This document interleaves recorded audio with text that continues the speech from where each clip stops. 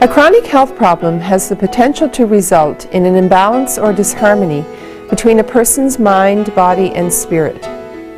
When a diagnosis of chronic illness has been made, or when an event occurs which results in a chronic health problem, there is often a sense of disorganization and disruption in a person's life and in the life of his family. There are two people featured in this video who are experiencing chronic health problems. They will enable you to understand the central place that spirituality has in living with a chronic health problem. Ed was in an automobile accident in 1998, which resulted in quadriplegia. Judy was diagnosed with fibromyalgia in 1996. Through their insights, you will gain an appreciation into why it is imperative that nurses attend to the spiritual dimension of care. Spirituality is an intensely personal phenomenon, and the nurse needs to begin with the person's concept of what spirituality means for him or her. The particular practices which nurture a person's spirituality are also unique to that person. I guess spirituality means to me trying to become aware of what I call the ultimate reality, the force most of us call God, within which you and me and this community and the universe and the cosmos and everything that is moves within that kind of ultimate reality. And I further believe that the force that underlies that reality, perhaps what it is love. Spirituality to me is what keeps me going, and that is it's an inner strength. It's knowing that there's something somewhere in this world much stronger than I am, a force that I can seek or relate to when I know that I don't have enough strength or endurance to get through what I have to get through in this life. And it's always there for me when I feel that I need to seek that strength. I do go to church as often as I can, which is usually fairly regularly. I still don't think that answers a lot of my questions about spirituality or satisfies my need to be spiritually aware a lot. I find that I'm most spiritually aware when I'm quiet by myself, thinking. That's usually in the middle of the night when the CD has gone off that was supposed to put me to sleep and I'm still awake.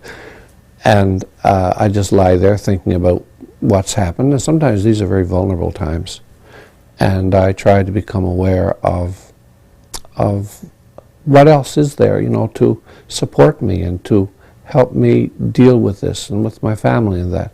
And is there meaning to all this? Note that, although both Ed and Judy's descriptions of their perspectives of spirituality is unique to each of them, they both refer to something or someone beyond themselves, transcending the self, so to speak. How their spirituality is nurtured is also unique to each of them. For example, through such practices as prayer, church attendance, quiet reflection, and connection with nature.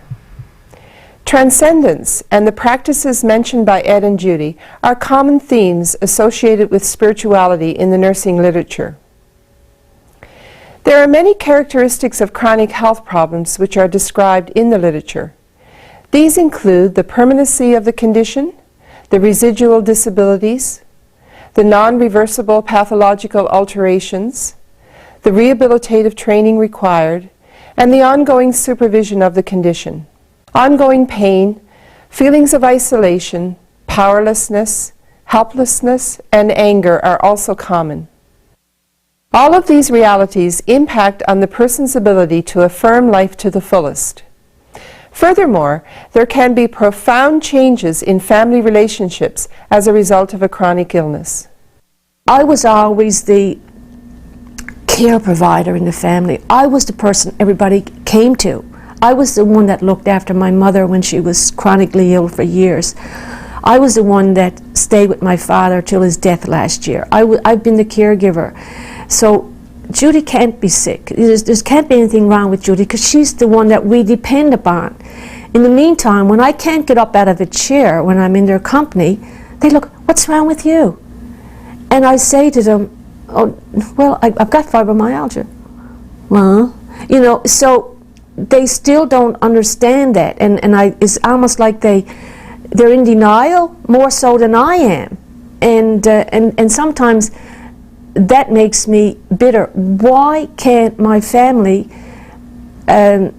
support me? And I don't understand that. I was a really independent individual.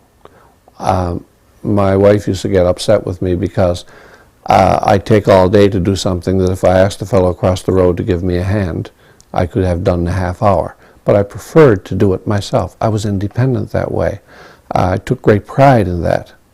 And I always thought of myself as always being around to look after, in quotes, my family and, you know, and be there for my parents when they got really old and all that sort of thing. And suddenly here am I, virtually helpless physically. I now depend on others to lay out food for me, to provide shelter for me, to take care of me physically and medically, to get me into bed and out. And that's a very hard thing for someone like me to accept. Chronic illness impacts on all aspects of a person's life, including relationships with those closest to the person. Of course, spirituality is also impacted by the chronic illness and its effects, and spiritual issues can come to the forefront. Some of the spiritual needs and challenges that they face, again, they really are tied to meaning and purpose and hope for them as they assess where they are in their life's journey. What does this illness or recovery from an accident mean to me? What does it mean that I have perhaps lost some degree of my independence? What does it mean to face the fact that I may have to be institutionalized because of my chronic illness? How is this going to affect my relationship with my spouse, with my children? You've got to have hope. You know, we all have to have hope. And I hope every day that I'm going to wake up tomorrow and I'm not going to be stiff in my joints. I'm not going to be paining all over. I'm not going to be able to find a difficulty getting on my feet. So I guess in a way I'm hoping that this is going to go away. And then a year will go by or 6 months and it's not going to go away. And all of a sudden it comes to you. This is the way I'm going to be, perhaps for the rest of my life. And I say, look, Judy, nobody knows how long we're going to live.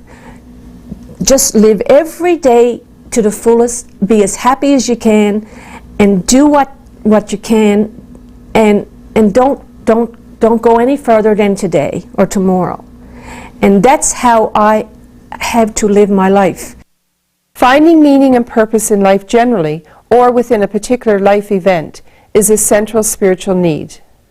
My injury and opportunity for spiritual growth, I would not like to think of it as an opportunity. Reminds me of a friend of ours who lives just across the way here, and she has cancer, just diagnosed with breast cancer. And a friend said to her one day, you know, your cancer is a marvelous gift.